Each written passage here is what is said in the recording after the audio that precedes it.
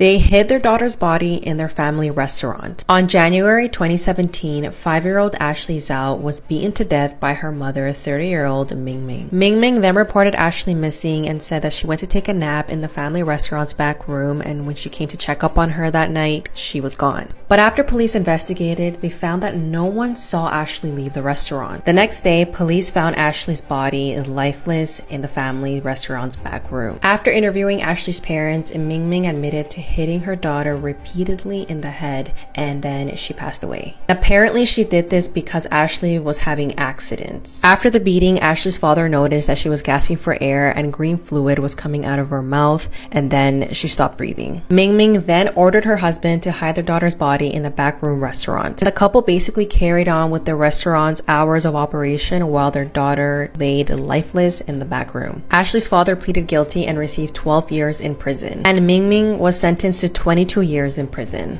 Mom picks up 8-year-old daughter from detention but discovers she's been locked in school jail cell. The girl was a straight-A student and was always under pressure. But one day she went to school and forgot to do her homework. She had a very mean teacher who saw that she didn't do her homework and sent her to detention. Because of this, the girl began to cry because she had never had detention ever in her life. However, instead of detention, the mean teacher sent her to the school jail cell. The 8-year-old girl began to cry. Her mom was then called into the school to pick up her daughter. When the mom got to the school, she discovered that her 8-year-old daughter was locked in a school jail cell. The mom was so angry, you won't believe what she does next. Money in the bag. What? Money in the bag. Are you serious? Hey! Yeah. Here, get out, right? Here, take it. Do you guys believe in reincarnation? If you don't, then this might change your mind. In 2004, Cade was born into a family where his mother Molly was told that she would never be able to have children. He learned to crawl, walk, and talk very early, and at the age of 1.5 to 2 years old, Cade was using very big words. At the age of 3, Cade told his parents for the first time that he remembers vividly dying. He had nightmares almost every night and describes working in a tall building where he can see the Statue of Liberty from his office and the building falling to the floor. Cade describes this building to be the World Trade Center, the same two buildings that were attacked in 9/11. Molly thinks this is odd because they've never been to New York, nor does Cade know anything about the 9/11 attack. Growing up, Cade was terrified of airplanes and tall buildings and refused to enter them because it reminded him of when he died. Eventually, Cade told his parents that he didn't like his name and asked to be called something else. For privacy reasons, Molly did not disclose the name that Cade wanted to be called, but when she looked up the name, it turns out that this man passed away at the World Trade Center during 9/11, the same way that Cade describes dying in his past life. At first, Cade's parents believed that he had a very vivid imagination, but now they think that he did live a past life and passed away in 9/11. And what's interesting is that experts believe that phobias are linked to our traumas in our past life. What do you guys think? They got him! You see that? They got him!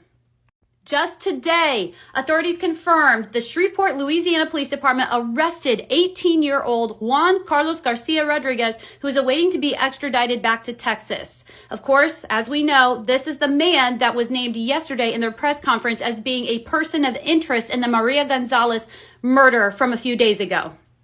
His first documented encounter with U.S. Customs and Border Protection was in January in El Paso. He was then released to his sponsors in the Baton Rouge, Louisiana area.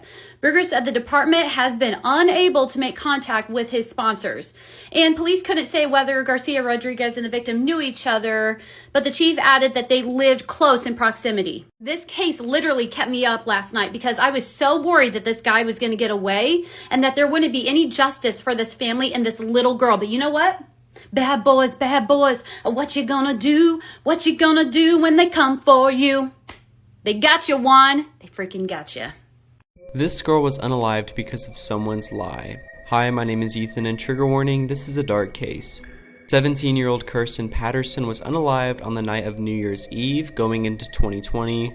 Her best friend and her boyfriend had believed that she was responsible for an STD scare, and they plotted their revenge.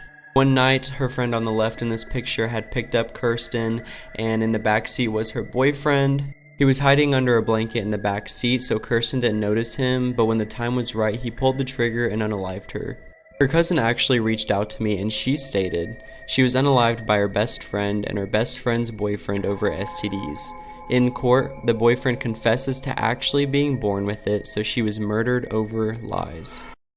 This was the happiest man on death row, and his story will make you cry. In 1936, a 23-year-old man named Joe was arrested for sleeping in an illegal area. You see, Joe was a mentally disabled homeless man and had no idea what was going on, so he went with the officers anyways. But what Joe didn't know was that those officers were about to destroy his life. Because 12 days earlier, two sisters had been brutally attacked by a man with a hatchet. And since the officers didn't have a suspect, they pinned the attack on Joe. Since Joe was mentally challenged, they were able to convince him to confess to the crime. The victims even said Joe looks nothing like the man that did it. But sadly, the police still let Joe take the fall for the crime he didn't commit. But even on death row, Joe was incredibly happy and everyone loved him. Here, you can see him giving away his toy trains before he was sent to the gas chamber. He requested ice cream for his last meal, and his last words were, "No, Joe won't die."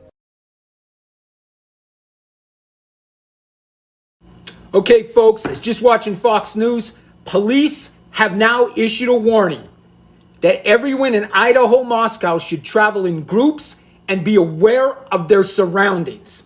Okay? Like I said in my last couple videos, I truly believe they don't have a suspect. And them releasing this today, warning the community, makes me definitely think they don't have a suspect. I'm going to play the video for you in 1 second here. It was just on Fox News. So again, police are saying, be aware of your surroundings, travel in groups. Again, I know a lot of people are giving it to me in the comments saying they have to have a suspect. They're just not telling us everything. Yes, the police don't tell you everything, but when they issue a statement like this, they don't have a suspect. I'm telling you, they don't have a suspect. I'm going to play the video right now. Information in the case. This all comes, as we mentioned, the police are now putting out information that if you're near the campus or in Moscow, Idaho, you should be traveling in groups and remaining vigilant, which has a lot of people here on edge. Lawrence. Yeah, it's just so confusing because they said it was a targeted attack that now suggests if people should be in fear for their life, that this guy may attack again. Thanks so much. 3 disturbing movies that are based on a true story. This first one is one of the biggest plot twists I've ever seen. It's called Orphan, and it's about a married couple who meet a girl named Esther at an orphanage. Soon they find out the family Esther used to live with all mysteriously passed away in a fire. Assuming this was just an accident, they adopt Esther, only to find out she's not who she says she is. This is based on the true story of Barbara Skorlova. Also, Orphan 2 is coming out in January, so go watch the first one now. Next up, we have The Sacrament. This is about a man named Patrick who finds out his sister is now living in a religious community, so him and his co-workers decide to make a documentary about it. But once they arrive, they realize his sister actually joined a cult, and it's based on the true story of Jonestown. Last on the list, we have Veronica. This is about a girl who uses a Ouija board to summon the spirit of her father. But of course, things go terribly wrong, and now something strange is happening to Veronica. This movie is based on the true story of a girl named Estefania from Spain. Follow for more recommendations. Good evening, guys. So I don't know if you heard about this case or not, but this is about a bodybuilder out of Bosnia who unfortunately unalived his wife and multiple other people. But what was crazy about this was he was live streaming the entire thing. On Friday morning, he live streamed the unaliving of his ex-wife with 12,000 viewers. He said, "Look, when you're dealing with a WHORE, I cannot say the word, who reports you to the police." He tells that to his viewers. And then in the clip, you can also hear the baby crying in the background. He claimed that he was the child's father and that his ex-wife was hiding him from her for almost a week. He also said that she reported him to the police on DV. I mean, she has every right to, she feels threatened. And obviously he didn't take that lightly. He said, "Watch the M-word live now. Nice and easy, are you watching?" And then he pointed the G-U-N at her forehead, and you know what's next. He released 2 more videos while being pursued by the police, explaining that he had unalived 2 others off camera. The pair was later identified as a man and his young son. His violent spree led to 3 people unalive and 3 people injured. But for him to do this on live stream is just crazy.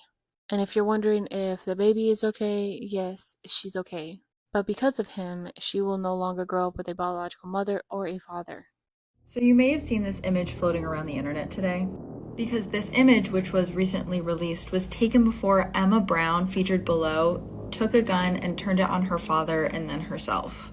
The photo is from last year in September, and the plan was part of a murder plot that her and another 12-year-old girl came up with. It was later discovered that Emma's plan was to kill her family and her pets and then run away with a friend. And after she shot her father in the abdomen, she was running towards the driveway when it's believed that she panicked and turned the gun on herself. This all happened in Texas, and now authorities believe that she was headed towards the driveway so she could grab her car, drive about 230 miles to her friend, and then the both of them were going to drive to Georgia together.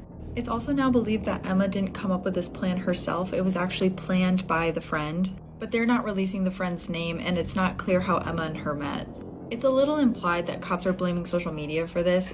They issued a statement that basically said now is a good time to make sure you know who your kids' friends are, especially if they're meeting people off the internet, because you don't ever really know what they're talking about. Have you heard the recent story about Rachel Morin? Oh man, this one is intense. So Rachel Morin is a 37-year-old mom of 5 that went missing on August 5th of this year when she was on like a really popular hiking trail in her small town up in Maryland. I guess there was a whole bunch of people out there walking dogs, because even police have brought in a whole bunch of people asking questions to see if they can narrow down who and what happened. But y'all, she was walking there. Her new boyfriend reports her missing when she doesn't show up later on that evening, okay? The next day, they end up finding her inside of a tunnel on that trail. And there's rumors going around like crazy. We're going to have to wait and see. But apparently, it was really, really graphic. There was like a pretty big rock that looked like it was used to, basically crush her skull. Y'all, crazy case. There's like all kinds of speculation. The new boyfriend, the ex-husband, even there was a guy that supposedly him and his daughter and daughter's friend were looking for her. And now they're even saying that they think this guy might even be involved in some way. I have no idea. It's all speculation at this point. But I do know that we're live right now at the circle is flashing talking about this case. So come on in, y'all. Come hang out. Make sure to hit that like button. Hit the follow button, too, if you're new here. My name's Patrick, and I would love to have you part of the family. But if the circle's flashing, y'all, come on in and take a listen to this case. And we've got a whole bunch of other cases to talk about tonight. So we'll see you guys in there. The guy that gave him permission to use the car, his mama reported him missing. I popped the trunk, saw the dead body in the trunk. Louisiana cops, after a routine traffic stop, finding the owner of the vehicle's dead body in the trunk. His story was that his brother lended him this car. He was on his way home. Cops keep interviewing him during the traffic stop. They start finding little holes in his story. They're interviewing him. Somebody pulls up behind the cop, tells him, "Hey, the owner of that car's mama just told me he's missing." Hey, now, who are you? I'm in a scared little deal. Well, how are y'all here? Called my people from that's him on the phone. What do you mean they were looking for him? They looking for him. The car missing. Hey. Okay, give it your phone. Okay, what? His name is Michael. He's not giving that name though. He's given another name. So he calls his sergeant. He's like, "Look, some crazy stuff's going on. He's lying. I asked him his address. He don't know where he lives." Close to letting him go because he was only speeding. So they were just going to give him a ticket and let him go. Ask him for consent to search his car. He ended up telling him, "Yeah, no, go ahead. It's just a little doobie in the seat." The cop was like, "I'm not worried about that." The cop is like, "You know what? I'm going to do what I've been wanting to do this whole time. I'm going to open the trunk." He opens the trunk. Historical torture methods. The Pair of Anguish. This device was mainly used on women, but was also used on men accused of homosexuality. It basically gets inserted into an opening in your body, be it your mouth, your genitals, or your anus. Once inserted, the key thing at the back gets twisted, and these leaves slowly open, causing mutilation, and of course the internal bleeding would probably end your life. It's estimated that this device was used around the 1600s and onwards in Europe. He was by all accounts rich, and on the day of their wedding, his mother presents her with a prenup, saying if they divorced, their assets would stay separate, really meaning she'd get nothing. However, the prenup also said that most of the assets would pass to the bride if and only if he died before her while they were still married. And with the fentanyl in the Moscow Mule, it appears he died while they were still married. Plot twist, before he was poisoned that final fatal time, he'd already used the legal system to outsmart her. See, when he started to suspect that something was severely wrong, he transferred his assets into a trust managed by his sister. This way, those assets were no longer really his, and thus would not automatically transfer to his wife upon his death. Also, he made his business partner the beneficiary of his life insurance policy. If he died, his partner could use that money to buy back his part of the business, and none would go to his wife. But what was the final straw for this alleged poisoning? 22,000 square foot, $2 million house. They had been arguing over whether or not to buy it. He said it was just too expensive. And on March 4th, he died. And on March 5th, she closed on the house.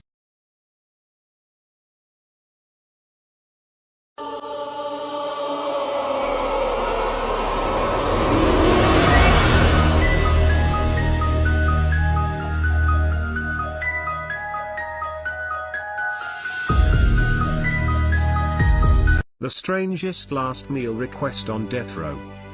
1. James Edward Smith didn't ask for any food or drink, instead all he asked for was a lump of dirt. He said he just wanted to eat it, but he was actually trying to perform a voodoo ritual to escape, but dirt wasn't an option, so they just gave him a cup of yogurt. 2. Ronnie Lee Gardner wanted to make his final meal last as long as possible. He had a normal order asking for just lobster and pie, but he had one more request that beat the system. He asked to watch all 3 Lord of the Rings movies while eating, and they surprisingly agree, and this took over 11 hours, making this the longest last meal in history. 3. Thomas Grasso really only wanted one thing, and that was SpaghettiOs, but instead all they gave him was burnt pasta. His last words was, "I did not get my SpaghettiOs. I want the press to know this." 3 dead bodies were found stuffed into this hollowed out tree in the middle of the woods in 2010. And when it came to who the murderer was, truth is stranger than fiction. This is Matthew Hoffman, and in November of 2010, he murdered 3 people and kidnapped a 13-year-old girl who he held hostage for days. On November 9th, 2010, Matthew went into the woods and spent the night camping. Then the next morning, on November 10th, he decided to wake up and break into the home of Tina Herman. So, unfortunately that day, when Tina Herman returned to her house, Matthew Hoffman had broken in. And as soon as he saw her, he freaked out, dragged her into a bedroom, and stabbed her multiple times with a hunting knife, killing her. But what Matthew didn't know was that Tina's friend Stephanie was coming over to meet her that morning. And while Matthew was dealing with Tina and her dead body, Stephanie entered the residence. Matthew freaked out. He stabbed Stephanie a number of times with the same hunting knife, even continuing to stab her after she was dead. And hearing all of this, the family's dog started to bark violently, and Matthew then stabbed and killed the family dog as well. After this, he dragged both of the women's bodies into the bathroom, dismembered them in the tub along with the body of the dog, and stuffed their body parts into trash bags. Shortly after finishing the dismemberment process, though, Tina's 2 children, Cody and Sarah, arrived home from school. Immediately after walking into their house, Matthew stabbed Cody in the back of the head, killing him instantly, then chased Sarah up into her room where he bound and gagged her with a cord from a fan in her room. So after dismembering Cody's body and stuffing him into a trash bag as well, Matthew brought out the 3 bodies that he had chopped up and placed into garbage bags, stored them in his car, and then brought out Sarah, who was still alive. After this, he brought Sarah and the bodies of Tina, Stephanie, and Cody back to his own house, where he kept Tina locked in a crawl space. And this is where the story gets really weird. So Matthew Hoffman was a self-professed tree lover, and his entire home was covered in leaves. I'm talking about piles of leaves, bags of leaves nailed to the walls. And apparently, according to his neighbors at the time, Matthew had exhibited some really strange behavior prior to the murders. He had apparently been trapping squirrels in his backyard, killing them and grilling them. He allegedly spent hours sitting up in the trees in his backyard, just staring at the other trees and watching squirrels. And for a while, he had actually worked as a professional tree trimmer. But let's get back to the story. So after bringing Sarah back to his house, along with the bodies of the other people he had killed, he locked her in a bathroom and even tied himself to her and took a nap. Afterwards, he headed back to the crime scene, did some cleanup, and then eventually brought Sarah into a crawl space, which was once again covered in leaves, dark and damp. And while she was chained up and held hostage inside of this crawl space, for days he visited her regularly and would SA her. Keep in mind, at the time, Sarah was only 13 years old, and her mom, her brother, and her family friend had been murdered right in front of her. Finally, though, a few days later, Matthew was arrested after police found him parked in his own car right next to the abandoned car of one of his victims. Tina, Coda, Sarah, and Stephanie had been missing for days now, so the police obviously went and searched Matthew's house, and that's when they made the gruesome discovery of Sarah chained up in the crawl space. This is an actual photo that the police released eventually of Sarah exactly as they found her. They actually had to take these photos for evidence before they released her, and they obviously immediately arrested Matthew. So for a while after his arrest, Matthew would not release the location of the bodies to the police. They were desperately trying to find the bodies of those people that he had killed, but he wouldn't tell them anything. That is, until they took the death penalty off the table, and that's when he revealed that he had stuffed the 3 corpses into a hollowed out tree in the middle of the woods. Police immediately then went and found the tree, and inside they found the bodies of Cody, Stephanie, and Tina in those trash bags, dismembered. Eventually, the tree was torn down, but, I mean, how bizarre is this story? Eventually, Matthew Hoffman was sentenced to life in prison without parole, and this whole story is just kind of mind-blowing. He's been nicknamed the Leaf Killer for doing the things that he did, for his obsession with leaves, the way that he placed the bodies inside of a hollowed-out tree trunk. I've never really heard a story like this, and I hope to never hear one like this again.